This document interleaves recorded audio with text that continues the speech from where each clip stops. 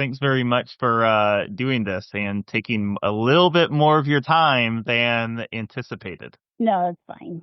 No Okay. problem. Aunt Janet, this is sort of a unique setup here because usually we call the introducer like right before we record. And usually it's all the guys on, but it's just me right now. We were struggling to think of someone to introduce the episode. And as I shared with you earlier, while I was running this morning, it's like, Aunt Janet, she's perfect.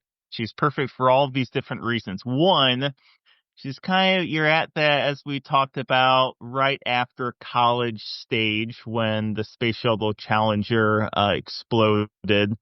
You've obviously spent decades, an unsaid number so that no one can guess your age, in the aerospace industry. And not only that, you have performed at a very, very high, intelligent, technically proficient level within aerospace academics Thank as well. Maybe first, what do you remember about the Challenger disaster? Where you're at, first thoughts? So I was, like you said, I was a young engineer at Martin Marietta, then Martin Marietta, now it's Lockheed Martin. And it was a cold, beautiful morning. And later in the morning, towards lunchtime, I met my husband to have lunch near the windows. At that point in time, the shuttle launches had become almost like second nature, and no one truly expected a disaster like the Challenger and then the other one that happened subsequently. And I just remember my colleagues running in and saying that the Challenger had exploded, and it was, just an overwhelming feeling and one of incredulity. I was incredulous. And so Uncle Bob and I ran outside and we were all trying to make sense of what had just happened. Pardon my ignorance. Where were you at in Florida when this happened? I was in Orlando. Okay. And in Orlando, you can clearly see the shuttle launches once they clear a certain altitude. Yeah. You can certainly see them, whether they end in an anomaly like what happened with the Challenger, but on any normal day, you can watch the shuttles or even today, the rocket launches from Orlando. So, About 50 miles away. what did you see exactly then when you went outside? Oh, I saw what I'm going to call the initial contrail. Of the what you would typically see with a launch, which is just this line of, gases and condensation line like you would with an airplane, except for then at a certain point in altitude, you could see this big cloud kind of midair with these like spider-like legs coming out of what clearly was debris and smoke. Wow, I did not know that you experienced it that materially, I guess. Mm-hmm. So with that experience taking place, how did that affect, and we actually talked about this on the actual podcast, obviously just from a broader American standpoint, how did that affect how you felt about the space industry and its risks and opportunities, or it didn't change it at all? I think that probably at that time, certainly my support of the space industry did not waver. I mean, I was working on the defense side of things for Martin Marietta at the time. I was working on actually Department of Defense programs that were non-space related, but Martin Marietta was involved in space. Right. And so my support of the space industry did not waver. I just remember being incredibly sad, almost like 9/11. Although obviously not to the human tragedy that was. Sure. But just this overwhelming sadness. I had no doubt that the space program would continue. I had no doubt that it was a good thing, but I just was incredibly sad. And I was anxious to find out what exactly happened. Did you sense, like, just as an American, was there any obvious change in how Americans perceive the risk and rewards of space exploration after this disaster? And also, yeah, I think you briefly referenced it. And were you referencing the Columbia disaster that was, 10 years later or Yeah, so? I would think that it did. I think that there's always a group of citizens, Americans, people who live here that question the role of space and the need for space. Think that that probably happened then more so, where there was a questioning as there is today. There's always a questioning. Why are we going to? So that's a very suitable segue to sort of the other main question that I'd like to hear your contributions to. I had indicated to you that I remembered us talking at Thanksgiving last fall. It was me and you and Aunt Mary and my dad about just space exploration as a whole right now. Is it worth the investment? In fairness to Aunt Aunt Mary and my dad, who knows whether they're saying 100% or 50% or whatever, is the investment worth it based upon the issues on the ground, whether climate change or wealth inequality or, fill in the blank. So how would you answer that question to someone who is challenging that? I think actually it's a multi-pronged response. My first question to anyone who asks that would be, are you ready to give up your cell phone? That's great. That's a great first response. and normally people say no, right? I'm not ready to do that. Well, that's because we're up in space, right? And then the rest of that answer is we need space. And this is probably what you heard me say at the table. We need space to save Earth and humanity. And I fully, 100% believe that. The true first visible evidence of climate change came from space. Right. Yeah, I do remember you saying that. Right. So that's one thing. We have the ISS up there. We have people up there that can see things that are going on down here. And of course, we have satellite images. But it's to save Earth and humanity. The next response to that is, there was this physicist, Stephen Hawking, who came up with, I think, the black hole theory, right? Stephen Hawking, sure, who passed away. And he said maybe 10 years ago, before he passed, or probably 15, that he thought that Earth would be uninhabitable in 100 years. What do we do about that? We have evidence of climate change. We have someone who's predicting that if we keep going the way we're going, Earth will be uninhabitable in 100 years, probably now 85. And I think we need space to keep peace and security on Earth. What do you mean by that, peace and security? During the Cold War, there was it was a term called mutually assured destruction. And, with nuclear power, that nobody's going to blow each other up, in theory, because they can blow each other up. Right. Well, the same thing is happening in space. Countries are going to space, period. And some of them are, our allies and some are not.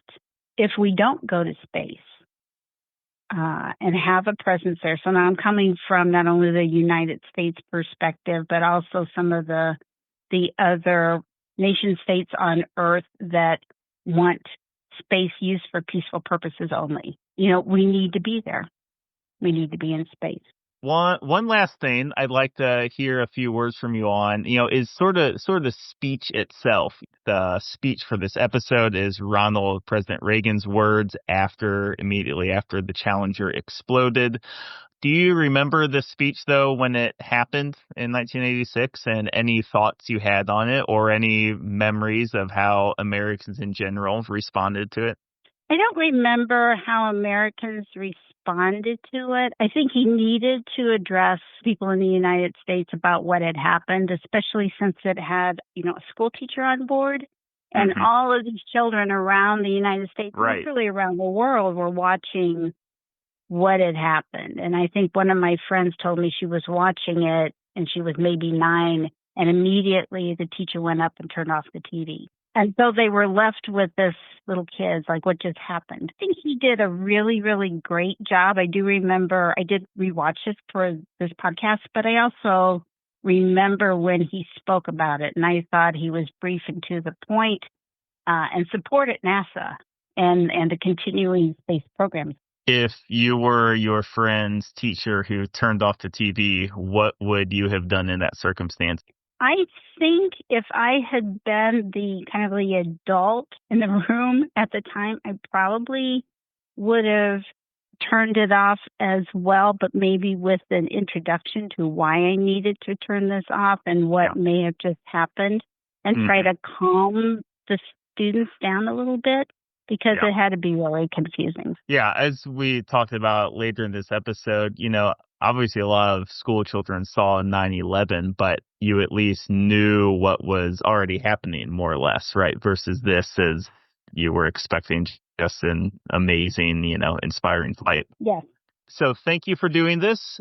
At this point, I'm going to let you now transition from Professor Janet Tinoco to show person Aunt Janet Tinoco. Introducing this podcast, which is the speech done by President Ronald Reagan in 1986, the evening following the Challenger disaster. And I know that Mike's going to be on the line, and Ross and Landon. And I think this is a great opportunity for the conversation to continue with respect to why space. And I turn it over to you. Excellent. Let's cue the music. Done, right? Yes, you're done. Thank you so much. That was really great. I'm glad I thought of asking me to do this. Have a great rest of your Saturday.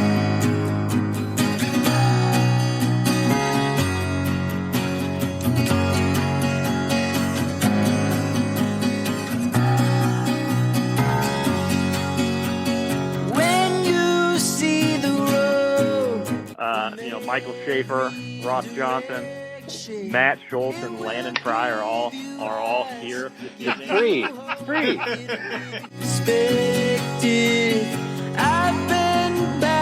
I'm just gonna say it. I've been thinking it for 10 minutes. I don't want a podcast here. Oh yeah. Now I've seen the road. Pregnancy is a beautiful thing. Pregnancy is a gift. There are stories to tell. What kind of paint sticks to asteroids? Like, if you don't prime your walls. Some days, but the road will lead us to a better place. We are called to emerge from that default setting of self-involvement.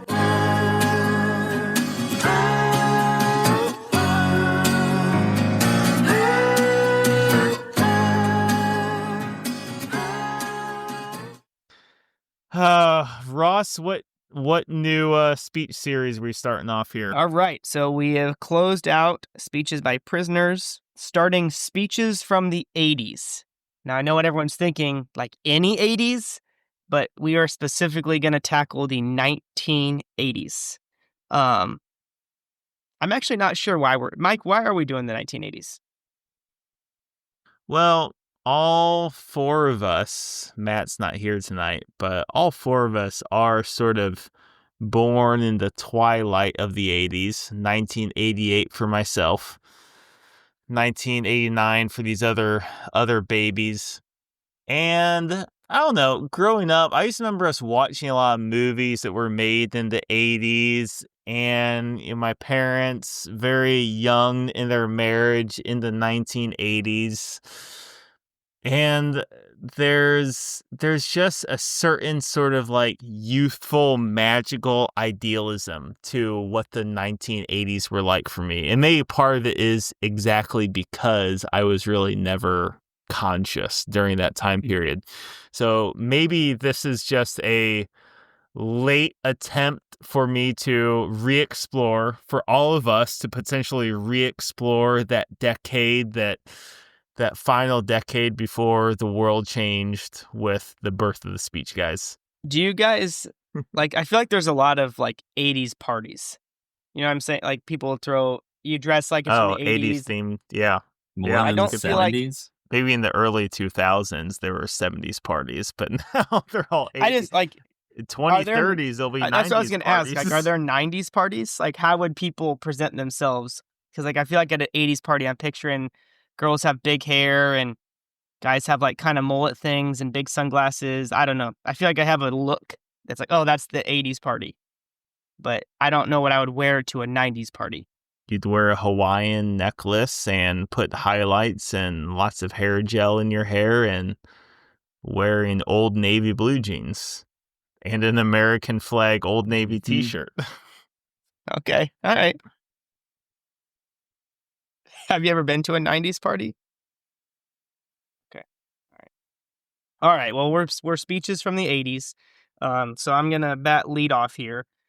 So before I jump into it, when I was trying to figure out which speech to do, I mean, I knew Reagan was a pretty big name from the 1980s.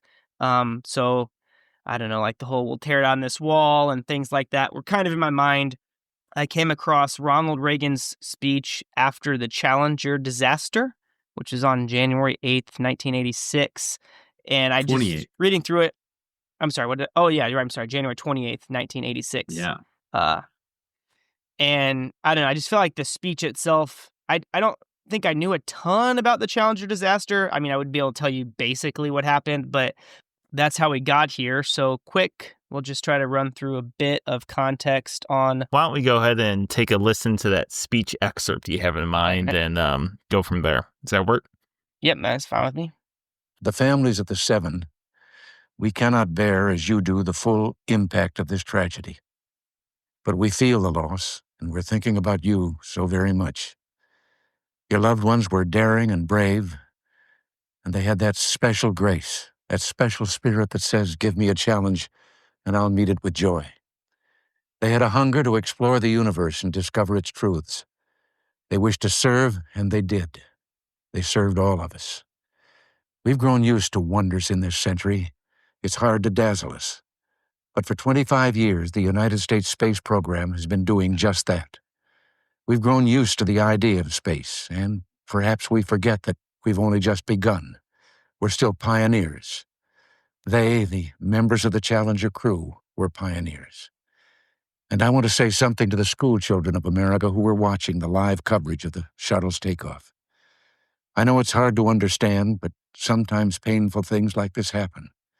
It's all part of the process of exploration and discovery. It's all part of taking a chance and expanding man's horizons.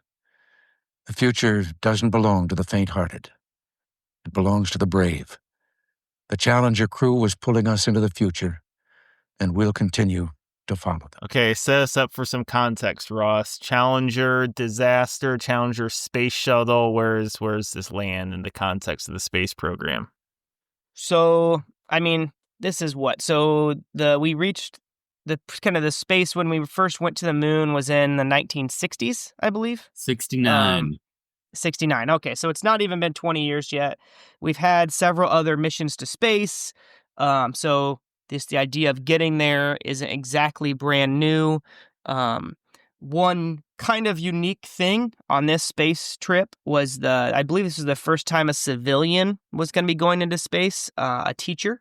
But so we've got a teacher on board, so that kind of drew a lot of more interest. You talked about, school kids watching this live across the country. It's still a big deal. It's happening. It had been canceled several times, this specific shuttle takeoff, several different days just for different reasons. So it was finally launch day, super cold morning. We might get into why that was important later. Tons and tons of people watching nationally on television. And just over a minute after takeoff, the shuttle had a malfunction, explosion, resulting ultimately in the death of all of the crew members. What were your guys' first thoughts? Well, I certainly obviously don't remember the Challenger disaster, but there was the other spatial disaster, which I always sort of paired in my head. Gosh dang, now I feel bad not remembering what the name of that other one was in 2003 or so. Columbia, right. Yeah, so I sort of think of those together in company, just sort of. But yeah, first reactions to the speech. I mean, I think we all commented on that it's obviously very brief, much like Abraham Lincoln's Gettysburg Address, brief but very substantial in the amount of content and weight that it carries. I just caught on to the 25 years. I don't know why, but like the U.S. space program was 25 years old. I mean, you could have been, let's say you're 9 when you watched us go on the moon. The year you were born, essentially, is when NASA started in like 58 originally. Really didn't pick up steam until Kennedy started talking about going to the moon. And then, yeah, by the time you're 26, which is still like 9 years younger than us these days, you see the moon. 15 years later, you see a whole different form of spacecraft. I don't know. It's just it's a blossoming technology that is still, especially at this juncture, very, very young. I mean, I don't know. It's hard to put into perspective how short of time probably went between the moon and what we were trying to do here, and putting up basically civilians as a teacher going into space. I think that was surprising to me to reflect on. I do feel like I was just kind of impressed with the speech itself, just how he definitely took time to like do homage to the people themselves and like build them up. He mentioned them each by name, commented to the families, said something effective, we don't understand like your pain. So I feel like he definitely acknowledged the grief and sorrow at the loss of human life, which is always the biggest thing. But then at the same speech, in a very brief speech, he also, addressed to children this kind of concept of bad things happening, and then also was able to tie in, I'm sure a lot of people were angry and frustrated and called out NASA and said how good they were, and then kind of threw in some poetic language to kind of keep the push to space alive, if that makes sense. And I feel like I was kind of struck with how he did a lot of different things in a well-flowing speech in a very short amount of time. Yeah, I think that what you're commenting on there just demonstrates the awareness of President Reagan to be able to, sort of pull out of thin air, if you will, like, okay, what are the 3 things that the Americans listening or watching tonight are going to be most concerned about, right? It's going to be honoring those whom we lost. It's about saying something to the children watching, and it's about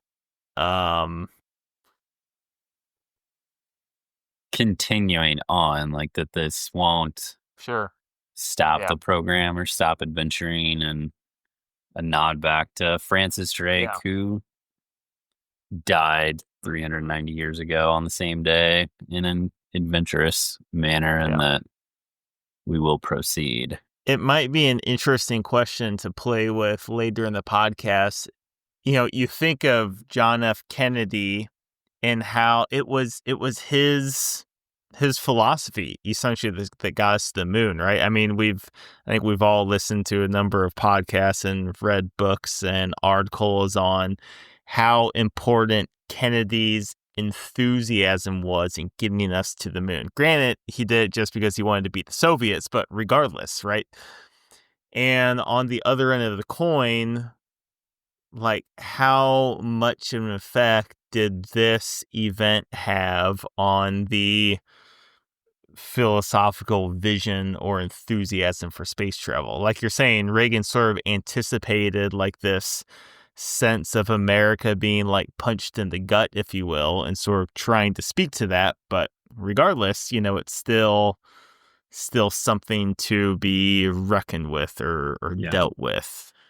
I feel like it was, and refreshing is not the right word, obviously, because it's a very solemn speech and, people died and stuff. But it was almost nice in a way that I feel like there is this, I feel like in some ways, like just the idea that the president of the United States is in some ways like the voice of the nation. Like he's going to speak to the people when something happens. And you just get the sense, and part of it's just in a tragedy, right? Everybody does seem to kind of, put down the fight for a little bit, as far as different political parties and stuff to kind of come together. So there's part of that, sure. But I just was like, man, this was clearly like, I'm sure everybody was watching this. And Reagan did a good job with the speech. And I don't know, I just felt like there's something I think that is, and I don't think this is what we want to talk about too much tonight, but in some ways, I think it's just a good thing to have a leader that can do that, if that makes sense, to kind of be able to speak to the people in a tough time. And it didn't sound, obviously, the speech was rehearsed and stuff, I'm sure, but it didn't sound like a just, fake, he's just doing this because he has to, because that's what the expectation is, but actually was able to speak to the people in a powerful way. And I don't know, I just kind of question a little bit if of late, I won't name too many. I mean, there's only been a couple presidents of late, so but if that would be able to happen again like it did there. It was about just a tactical progression, and the question in my head was like, how, did this slow down our U.S. space program? This was the 25th flight of 135 of the space shuttle. So not even like a fourth of the way through the total number. It did delay it about 2 years. The next one didn't go up till 2.5 years later. What are your guys' first thoughts on just space exploration? I feel like you'd hear some people say, it's just a lot of money. Let's use our resources. Like, not that it couldn't produce good things, but we have a lot of problems here. Would that money be better spent in other ways? That type of thing. Yeah, I mean, I feel pretty strongly about its, I guess you would say, philosophical importance. I'm thinking of Matthew McConaughey's quote from Interstellar, like, we weren't made to dig in the dirt. We were made to chase after the stars, or something like that. And it's today there's a lot of conversation of things like, oh, we got so many problems here at home, we should be spending the money here. And well, I mean, obviously need to be responsible and allocate resources appropriately with budgets, but I think a pretty useful parallel or metaphor, the Notre Dame Cathedral burned down a few years ago, right? And there was sort of similar hubbub, like we should be spending the money to, put all of the homeless folks in houses instead of rebuilding Notre Dame or doing, X, Y, or Z with it. But it really is the exact same thing in the sense that we can't help, even those who would critique it, we can't help ourselves that we like to look upwards. We like to wonder. And whatever practical benefits we gain along the way is great, but we certainly can't just live in this world of, well, what's the cost benefit sort of thing of this? Like, no, Kennedy wasn't saying, I think we're going to make $7 billion if we go there. Like, how? But we're the country that's been to the moon and no one else has. And how much does that attitude penetrate so many things that we do as Americans, from how people stand at the assembly line in Detroit to how they act as fathers and mothers? Like, yeah, America has done crappy things, but like, I'm still happy with being American. And you can still be happy with being British too, for your own things that a British person does. But like, this is part of our story. These are the things that we did. And I think that attitude is so critical as a part of space exploration, because that is, as Captain Jean-Luc Picard and Captain James T. Kirk said, like, that is the ultimate final frontier. I have a 2.5 part question to follow up on your line of thinking. Which is more valuable to society? A common enemy to fight, or a new frontier to conquer. Mm. Or what if what is there any benefits to stop doing both? Stop with the enemy The and next stop front. with Yeah. base exploit. Like what if we Next did frontier. part one on like you were mostly talking about, all right, space is important.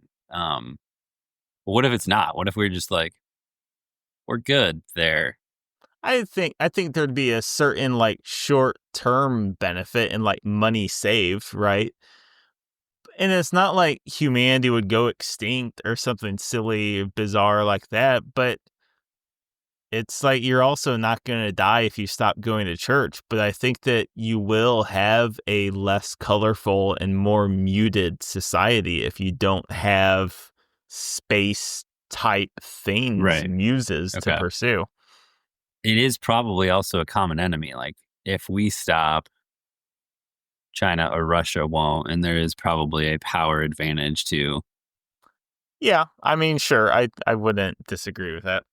Ross, what do you think? To the question of the question one more time. Was it what's better? Well, I was just kind of trying to think back to like peak, like once we got on the moon, maybe I feel like interest probably tapered off. Like the shuttle's cool a few times, but Sure. I mean, how many times did the shuttle launch while we were in grade school and middle school? Like how many shuttle launches have you seen live, right? I don't remember watching. Sure. I can like picture it going up, but I've watched more SpaceX launches than I did shuttle, and there were literally hundreds of shuttle launches during our lifetime, at least 100. Yeah. So we didn't care anymore. Like that didn't compel us enough. But common enemies or like those have compelled us to action. I don't know. I'm just contrasting that if we've got a grand enough vision to inspire development or something to achieve as a society versus somebody on the other side of the ocean. Well, okay, so I'm trying to connect this line of thought You don't with have some to. of Ross's Maybe it's a dead end. main No, it's not. It's not that hard. I feel like it fits well with my Mallory quote a little bit. I don't know if that's what you were trying to jump into. Well, yeah, exactly. Because what Landon you're sort of saying, or at least being the devil's advocate for, is that once we got to the moon, it's like, okay, next one is Mars. That's way too far away. Let's focus on some other things. But getting to Mars and getting to the next place, whatever that is, like it's not like we just take a break for 30 years and it's like, okay, now let's go to Mars, right? It's just like in professional or Olympic athletes, like you might have this period of early success and then you have this new goal that there's not going to be any immediate payoff, but there's going to be just years of boredom in a sense. The space shuttle, in a sense, is the boredom that America's undergone. Like Elon Musk, I'm sure learned a lot of things from space shuttles about why they're bad, right? We're going to create a rocket that's more disposable or more whatever stuff. So that's my response to why the boring stage of space travel, quote unquote boring, is still important to just grind through. Mm-hmm. Mm-hmm. Because I feel like we will get to Mars like in our lifetime. Yes? No? Somebody, man. I think next 30 years. I'd be surprised if it was not in our lifetime. Mm-hmm. Speech Guys, episode 7048. We made it! I mean, I feel like, I don't know, to answer your question and kind of pull it into one of the quotes I think is good. At first, I was going to say the common enemy, because it seems to, like, survival, like, especially if it's, like, a significant enough enemy that could, like, cause harm. So I'm picturing more, like the World War II, like a Hitler, like a very like an enemy that actually, is as big as you are. But I feel like one thing that might be a little bit different as far as like what it elicits from someone is I feel like when you think of like enemy and fighting, it kind of is this like basic survival instinct in a way, I think, where, and not just space, but more the hope, looking upwards, exploration seems to be something a little bit higher. And I don't know if that makes sense or not. And I don't know if this is a good analogy. So maybe as I start talking about it, it'll sound dumb, but don't podcast scared. I'm picturing like animals have this, in some ways, kind of like can unite to fight a common enemy, I guess, if that makes sense. Not that it would get it phrased like that, but I'm picturing, again, like this idea of survival, right? Like, I don't know. I'm picturing, a pack of wolves might try to fight off a bear. I don't know. I'm just thinking something, but I feel like this looking up and outwards and forward, it seems to be a uniquely human thing. So to tie that in then, so I've got a quote from George Mallory here, which George Mallory, for anyone who doesn't know, was one of the people who was one of the early on people trying to climb Mount Everest. He ultimately died on one of the attempts to climb Everest, and man, I don't think his body was recovered for, it was like not 100 years, but it was a long time until they recovered his body. So anyways, this is someone that died in trying to climb Mount Everest, and this is his quote. When asked what is the use of climbing Mount Everest, Mallory famously responded, quote, "It is of no use. If you cannot understand that there is something in man which responds to the challenge of this mountain and goes out to meet it, that the struggle is the struggle of life itself, upward and forever upward, then you won't see why we go. What we get from this adventure is just sheer joy, and joy is, after all, the end of life. We do not live to eat and make money. We eat and make money to be able to live. That is what life means and what life is for." Any thoughts on that? Does that seem to tie in well? He poetically... That answers it. Yep. I do think, I don't know, that just struck me a little bit. And I think we've talked about this before, maybe with like startup businesses and stuff. But I do feel like there has to be some sort of prudence. Like, I feel like you could hear that and someone could like use that as justifications to just make bad decisions. So especially that part, we do not live to eat and make money. We eat and make money to be able to live.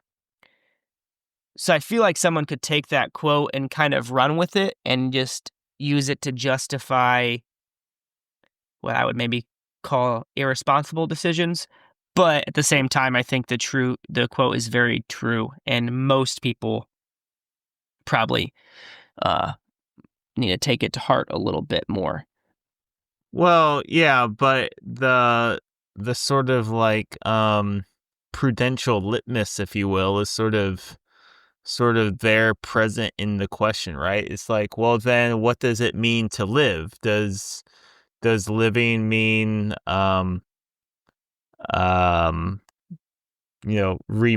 voluntarily remaining childless so that you can eat at Chili's, every night the rest of your life and go parasailing in Belize? Or is there something more core and fundamental within the heart of man and woman to be generous with your vocation and be spiritually and physically present for those you love at the moments they need you in life, and to believe that there's metaphysical structures of reality that we ought to strain to understand, right? I mean, I think we'd all argue that is what it is to live. That requires a greater breadth of human capacity than eating at Chili's and parasailing in Belize, right? It's like, how do you convince the single guy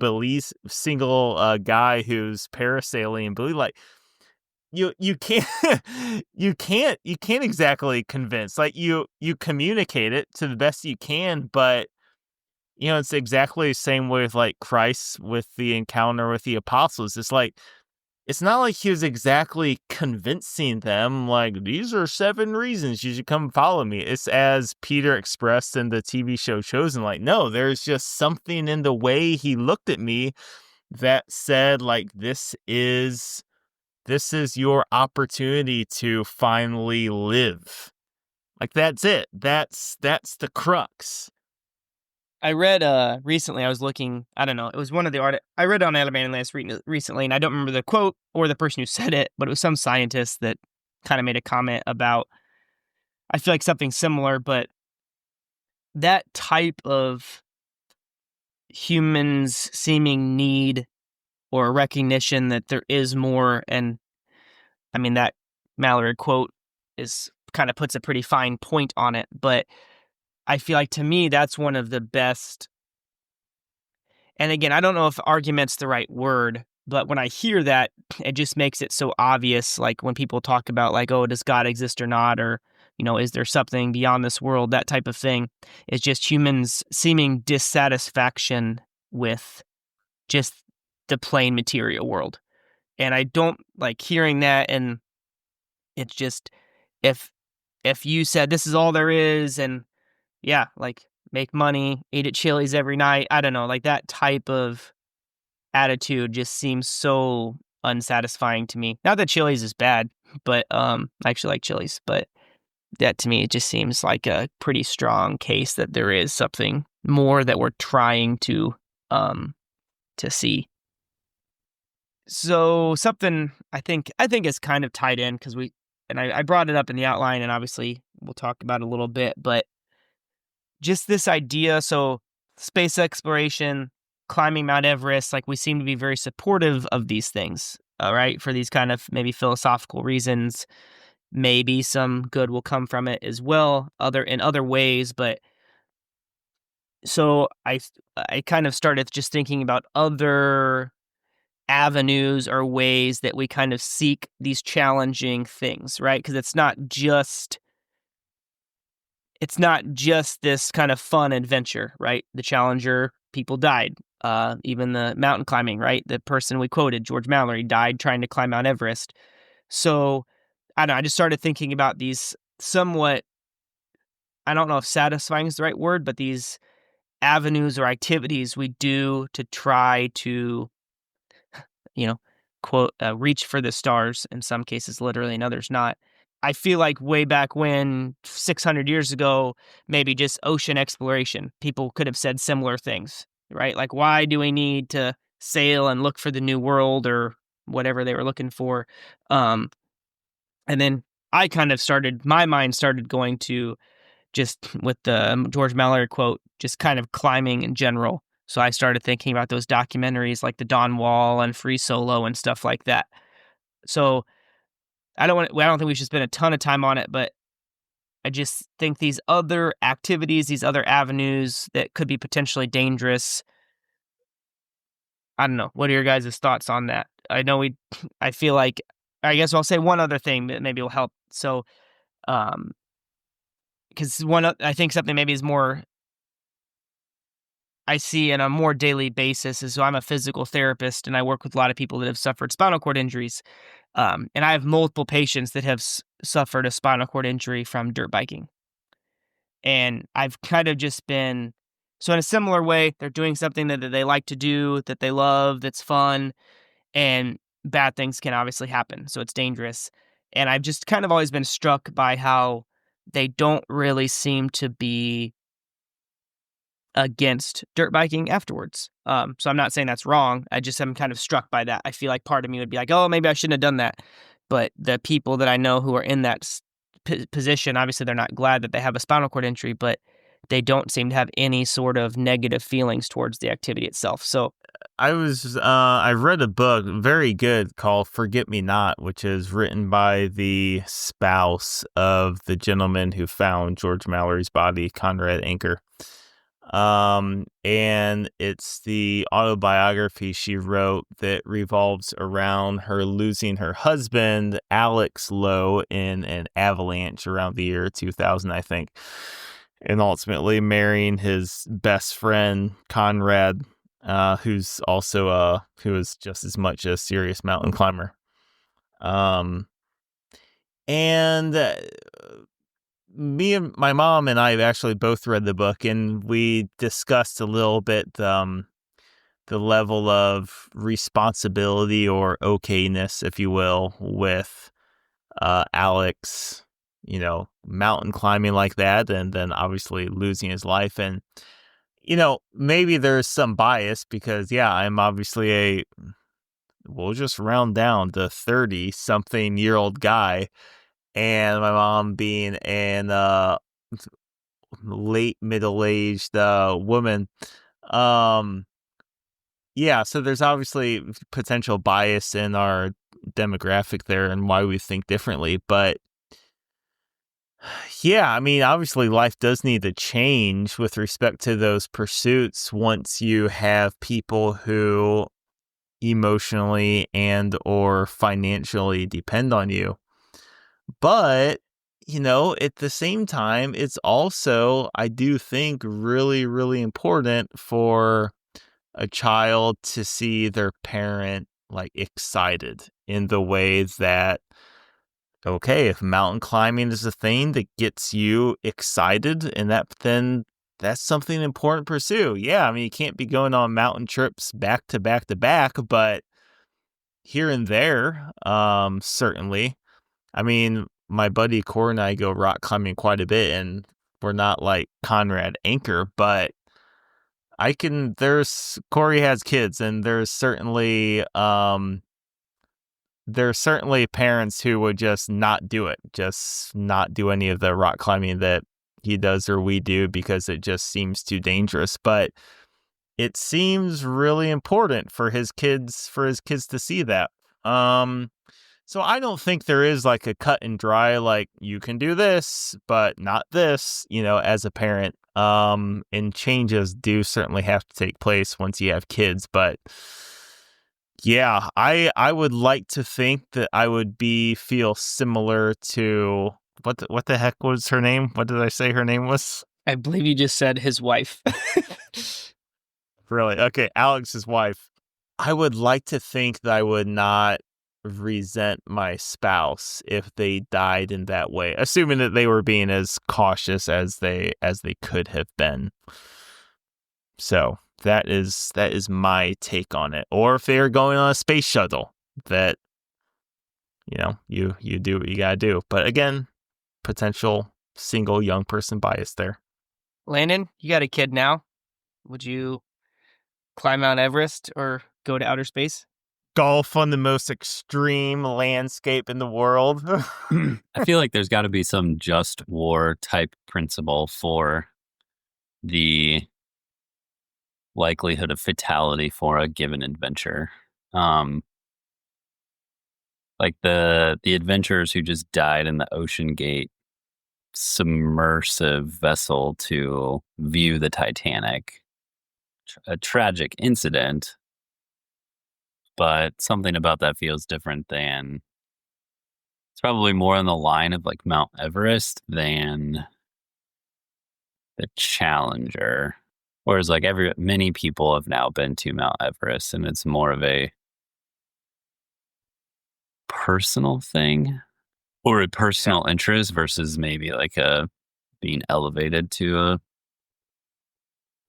societal exploration, being on the cutting edge of advancing society. I feel like it's probably hard because I feel like most people would say, yeah, there's some activities that are clearly silly and some that are not. I do think it's probably worth considering. Mike, I remember one time you said that like Steve asked you how mountain climbing was because it makes you come alive or something like that.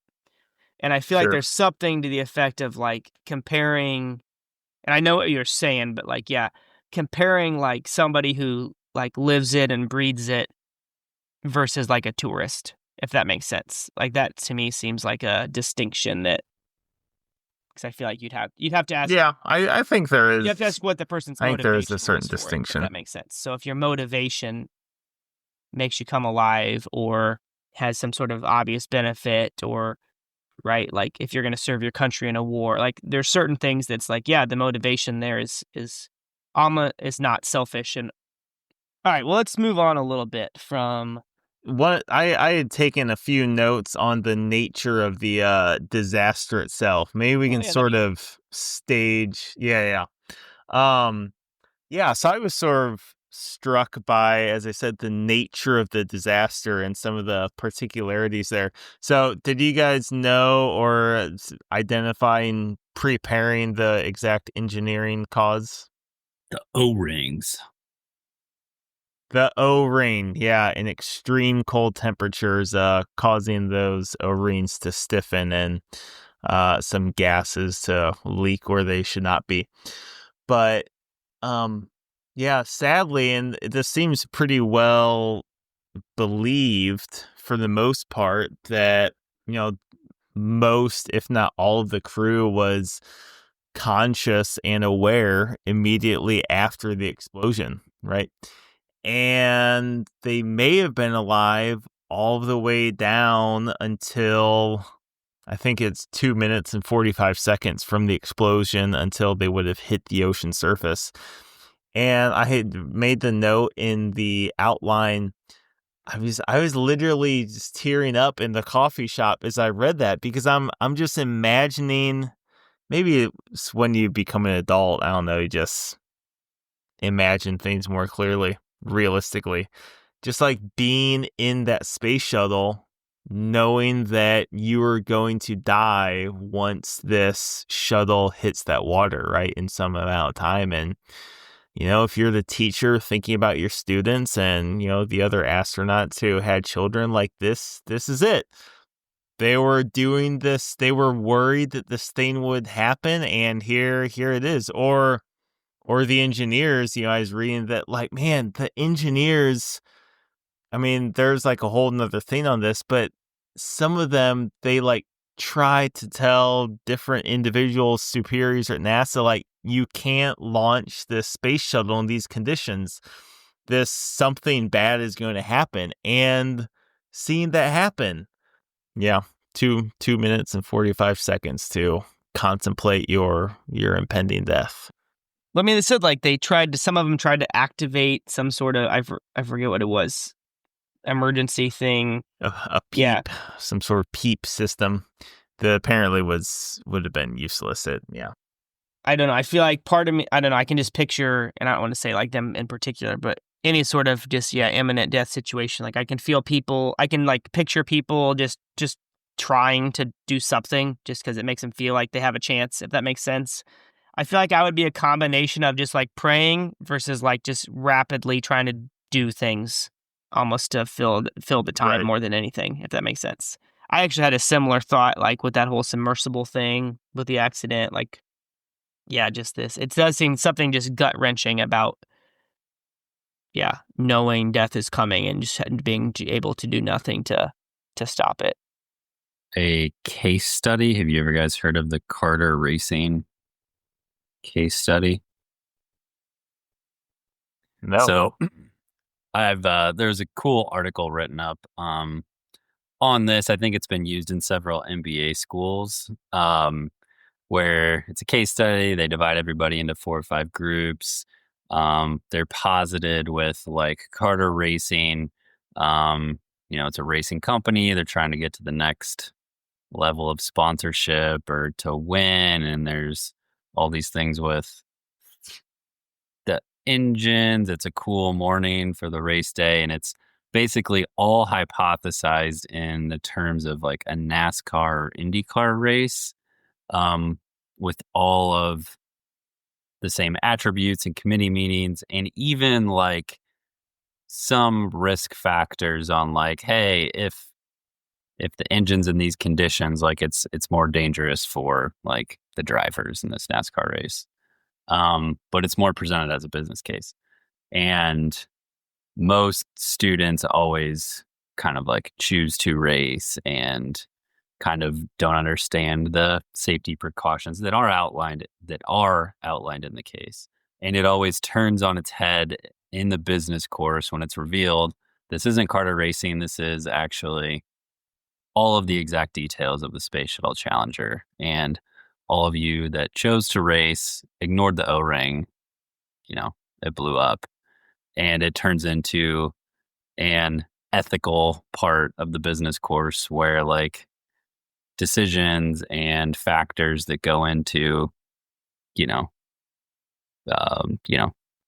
pushing your product forward and trying to get a result and not worrying about really edge fractional cases of an equipment piece not working are serious life and death matters, and kind of impart some wisdom on future manufacturing company executives likely. But most in this article anyway, it was presented like 50 teams presented and only one realized like, hey, there's a safety concern. We're going to like postpone the race. I'm really curious how that would be presented in an assignment, because I feel like stuff like that, it's always like leading you like, oh, the right answer, of course, is to delay things. So versus Right. in real life, like the opposite Yeah, dynamic is correct. more obvious. But yeah. But yeah, I mean, especially with this, there were like, these parts weren't designed and manufactured by NASA. Like NASA's carrying out, more of the astronaut training, just the funding, all of the mechanisms for logistics, and another company like built this rocket and knows some of the finer points on the risks. But they're also, motivated to deliver and keep the rockets going and, not admit fault, which now it's, SpaceX. I think we've had a speech about SpaceX before. Maybe it was lost in the archives, but, I don't remember a speech about SpaceX. But like completely private, they push the button to launch, even though it's NASA astronauts in a SpaceX rocket. Like the manufacturer now is completely in charge of pushing the button, and they call it off for, they almost always delay stuff. Couple of like things I think also are worth kind of visiting from the speech. One of the lines that I feel like really stuck out to me: "We've grown used to wonders in this century. It's hard to dazzle us." When you first listened, did that jump out to you? Or was it just me? It's a true line, yeah. It didn't initially stick out to me necessarily, but I mean, I think that there's a lot of good content you have there. When did progress begin to jade us more than impress us? Social media, internet, TV, video games, atom bomb. With the things like social media, internet, TV, video games, sort of the atom bomb, it's like, it's almost like the proof is in the pudding. It's like, what's the benefit to social media? I don't know. You have one conversation here, one conversation there, sort of purporting its benefits, but versus space is space. I'm picturing like a kid at the Grand Canyon. He's in the car just being a punk, and dad's like, get out of, like, look outside, and yet he's like, oh, this is boring. Like that's what I hear, is some kid that thinks that this unbelievable sight is boring. And I guess in that case it wouldn't, because he was used to it, because he'd never seen the Grand Canyon before. But I don't know, like even Landon, you said like how many, I mean, there's been a lot of space shuttle launches, but I mean, what do you say, 125 maybe? Yep. Ish. 135. But like that's also not that many. Like if you think about other things that happen, and just the fact that like, I've watched very few live. Just kind of recognize maybe how big of a deal it is. But and maybe it's maybe I'm digging too deep, but I feel like in some ways it kind of got me thinking about this idea that as we do more and more things, we just get less awed by them. And I think and I feel like we are more in the modern world. I was trying to think about it, like, and kind of tying it into this idea of believing in God or not. And I mean, not that the modern world invented atheism; they've been around, I mean, forever. But I just it struck me if maybe there was something similar in the sense of we kind of start to become less, and I don't say impressed, but less awed by these kind of unbelievable things. And then you start to not see the beauty, just how awesome it truly is, similar to a kid getting bored at the Grand Canyon. So going back to the Cathedral Notre Dame example, it's religions are the ones that build churches that are generally beautiful and fill you with wonder, right? I mean, atheists, I mean, I know the Unitarians have their own churches, but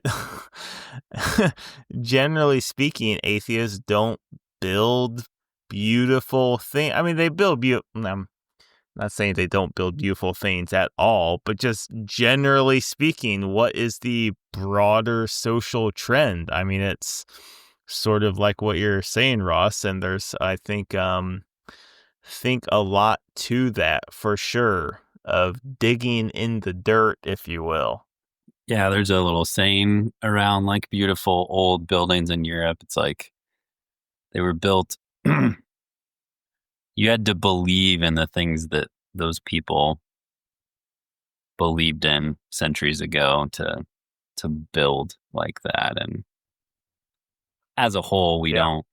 I mean, think one example is that like so many of the churches that were started that are just unbelievable structures in European towns, like at the starting point, they were 100 or 150-year projects, and hundreds of craftsmen who like just dedicated their life to that. Certainly they got a wage, but we're never going to see it to completion. But an aspect of that was like, I think a nod to like the eternal, that work would carry over to,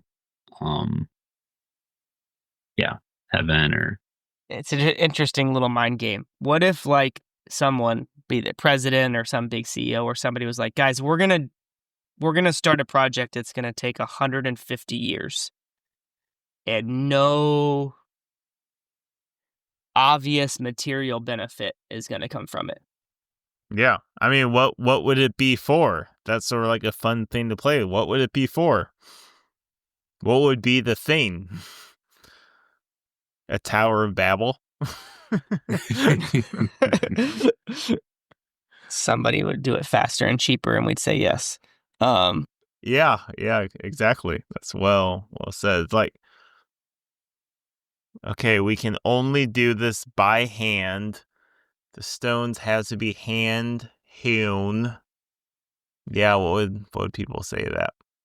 Starting to get near the end, but one last part I would like to discuss. I think Matt actually said this was this part stuck out to him the most.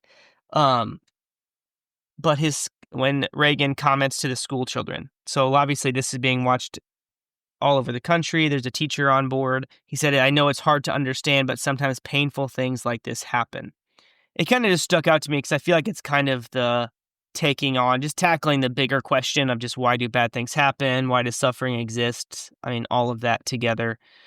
But I do feel like he did a very good job at, I mean, not like, obviously not that you could cover it up because they saw it happen, but not trying to like dance around the question or lie to the kids, but he just gave a very honest answer. I do think it kind of stuck out. But that being said, trying to remember, it kind of made me think of when we were in school and 9/11 happening. I remember, I didn't see it happen, but I do remember I was lining up outside of, I think it was PE class. See, maybe I don't remember as well as I thought, but I'm pretty sure it was outside PE class, and Mr. Rhodes was our teacher, and they kind of told us that something really big had happened. And I feel like I can even remember like them trying to show us footage, or I know something like that. I don't know. So if you guys remember 9/11 or seeing, obviously we're too young to see the Challenger explosion, but actually seeing something catastrophic happen. I mean, my memories of 9/11 and how they sort of correlate to this. I mean, in being a selfish 12-year-old, I mean, frankly, I didn't have I'd say, emotional maturity to care as much as I should have about just that immediate loss of life. I was scared that we were going to have World War III and my brother and dad were going to be shipped off. Obviously it sounds sort of silly, but yeah, I remember that was what I was most anxious about on that particular day. I do think that the sort of parallel between 9/11 and the Challenger disaster is that it's hard to say, because, I mean, I was 12 when 9/11 happened. You do end up, it does feel like post 9/11, okay, well, now we live in a world where America is a target, right? And it wasn't a target before. How accurate of a sense that is, we'll leave that for others to discuss. But that was just the sense and the vibe. And, was there some sort of messaging from adults or President Bush that could have rectified that sense? I certainly didn't feel like overwhelmed by that sense. It was just like something on my mind to some extent, if you will. But yeah, I mean, I did remark with the speech how important it was. And actually, okay, I think climate change is actually a good parallel where, and we've sort of talked about these before, that obviously Republicans just pretend it doesn't exist, but then Democrats also do a bad job communicating on it, because you have people like AOC, well, the world's ending. Okay, that's not a very helpful attitude to build up in our children, right? The point is, it's the self-awareness that Reagan was getting at, where it's like you need to, like you said, recognize the tragedy of what happened, but put it in context that, yeah, it's a tragedy, but these things happen when you pursue challenging, dazzling things, right? I feel old. I don't know. I don't know if we covered 9/11. I feel like we also might have had that on another speech. At school as a 6th grader, we still didn't have TVs in our school, so we had first discovered Google, so a couple of us saw 1 or 2 pictures of it on Google during the day, and then several places had the radio on. There might have been there was 1 TV in the principal's office that might have been on, but no, that was just the teachers watching it. So I didn't see any actual footage of the video until 9 p.m. that night after a baseball game, which we still had. And the Casey's down the road jacked gas prices up from $1.50 to $5.50, just out of concern that they weren't going to get oil delivered for a while. There was a sense of comfort that was oh, I live in a place in the world, or a place in America, that they're not going to come after first. It's too bad to be in a, big cities or targets, the East Coast, but I don't think they're going to come after farmland. So we've got some time to repair if the It was my mom telling a story about my grandpa made them watch something, I think, and I think it was an effect of this is a really big deal, you're going to sit and watch this type thing. Yeah, do you feel like there would be value in just exposing? I guess there probably would be, because it's just such a big moment. And then it kind of gives you as the parent the opportunity to kind of frame to the child how it's gonna. Yeah, so I do feel like there's value in kids seeing these things in a certain way, assuming they're old enough. I even remember when you say it like that, like you need to sit down and watch this. My mom I remember her saying that for two odd instances, like sitting down and we watched the OJ trial verdict and the Timothy McVeigh verdict. Yeah, Oklahoma City bombing. I don't know what to draw out from that, but just like This could be you, Landon, if you don't get your act together. Yeah, I think I would tend towards the side of exposing my child to more traumatizing things than average. Watch this, kid. Watch Because this. I'm scared.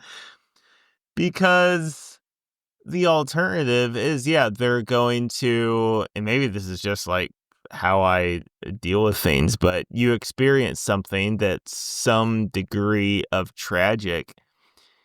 And even if that child doesn't seem visibly affected by it, like if they've got half a brain, they probably are. And being with them in that experience and, giving them the opportunity there to ask the right questions, whether it's something like, seeing this is what it looks like to see a loved one die. I think that isn't a really important experience to see when they're younger rather than older. Again, it's sort of the bias is like, well, you don't have any kids to deal with them being traumatized for a few weeks, but yeah.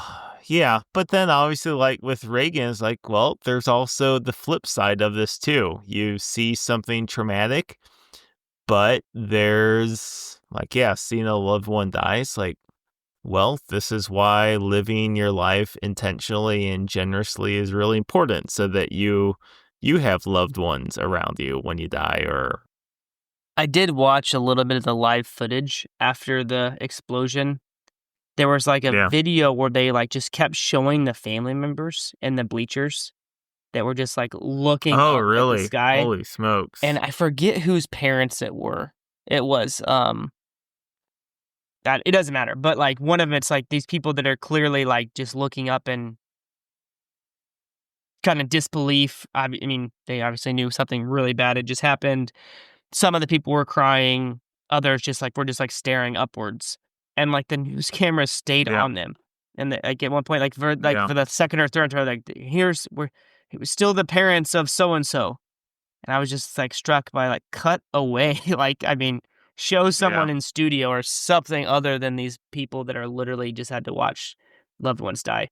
I mean, can you imagine going from the euphoria they were probably feeling for 60 seconds to, gosh, the worst they've ever felt, within 2 seconds later, like could provoke a heart attack, honestly.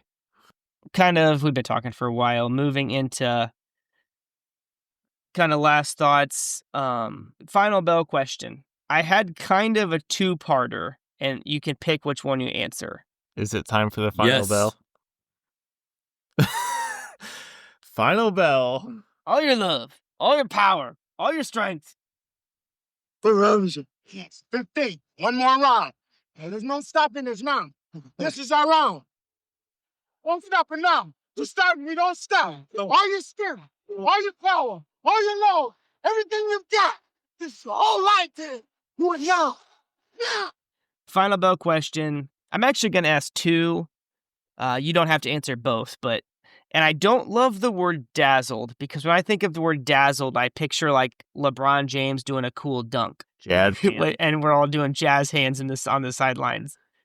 And I don't think that quite captures what we're talking about. I'll use the word awe.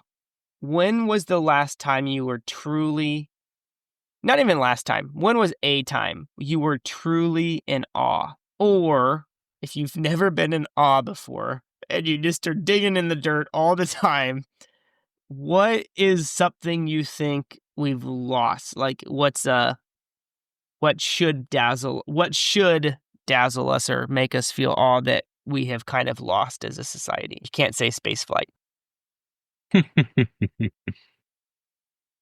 But have you seen a rocket launch? I mean, it is. Yeah, I haven't. I think it's a fair answer. I think you're allowed to say that.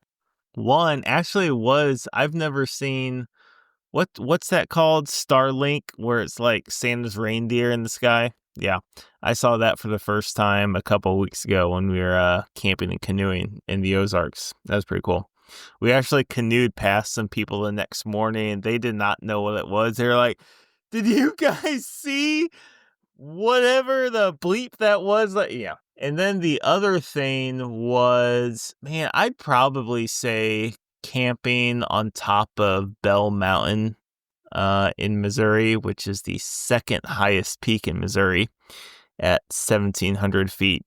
The highest peak is just in the middle of the woods, so you don't really see a whole lot. But second highest peak, you've got about 180-degree view of about 40 miles probably, or 30 miles in every direction in front of you. It's not a place we ever hiked growing up. So going there for the first time and camping on top of this summit that you can't drive to, like it'd be a really long hike to do in a day. But to experience something like that relatively later in life, it's like this little it's this hidden wonder, right? It like catches you off guard.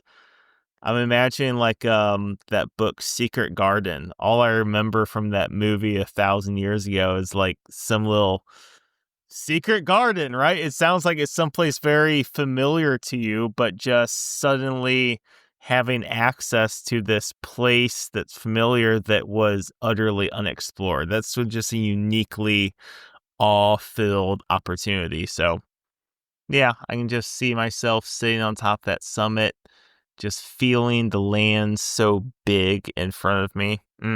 Or seeing Landon swing a golf club. The thing that keeps coming across my head on my son's first birthday is the birth of a child and the miracle that is when everything goes right. That's pretty awe-inspiring. Not quite a rocket ship launching, different thread of thinking. Similar to Landon's, and not even just the birth, but just, and not, I don't think this is weird to say, just what a woman's body does during pregnancy and labor. And I remember like being struck by like skin to skin is a big thing right now. I feel like 15 years ago, people would have said, and maybe I'm making that number up, but at some point that would have been seen as like a hippie thing. But then like finding out like actually like the woman's body temperature raises and like her chest is actually like warmer after birth or something like that, because it's like a natural incubator for this child that just came out of the womb and is used to really warm and is now in a really cold place. I just remember thinking like struck by like, man, like you couldn't make that any better. Like it was just so perfect. Before you have to experience all that, it's like it seems like this terrible huge thing, and then I was like, man, we really only went to the hospital like in case something went wrong, but like nothing did. So it was just such like a huge thing. It's like, yeah, she just kind of did it. Like I do think just an overall sense. I'll give just one more. Like just when we went to Rome and just saw so many like the churches, I feel like seeing a glimpse of when people literally used architecture and art to, try to somehow connect with God or, a higher reality. And just like seeing that and seeing the churches and how beautiful they were, and then just coming back to the States, like I just didn't really I feel like there's not a good way to describe it. Well, it's been great. Unfortunately, Matt was not with us this evening. Hopefully he'll be back next time. I suppose I am traditionally on deck here for next episode. Any hints? Speeches, I've got in mind. I'm playing with maybe some speeches that might have come up in a John Hughes film, perhaps. Maybe Breakfast Club. I don't know, maybe Home Alone. maybe the book 1984. So some of those ideas I'm sort of playing with. So I'm probably gonna end up going with the pop culture thing because that's my thing. I'm pretty sure there was at least one Rocky movie from the 80s. My mom said we're not allowed to. Mom. She says too much Rocky. Just do a medley of the best 80s pop culture movie speeches. Just throw it. We'll do a whole episode where we're only allowed to quote 80s movie speeches. That'll be the entire text. Well, hey, thanks for thinking. And drinking. With us. Hey, be safe out there. All right. We'll talk to you next time. Cue the music. Dead ends come and go. Look toward the horizon. Up ahead you'll find a peace of mind, relief from the trying. I have burned a bridge, wrecked in a ditch, had to ask forgiveness. Dead ends come and go. Look toward the horizon. Oh, there are stories to tell. The times we grew and the times we fell. Oh, I've been afraid some days, but the road will lead us to a better place. Road will lead us to a better place.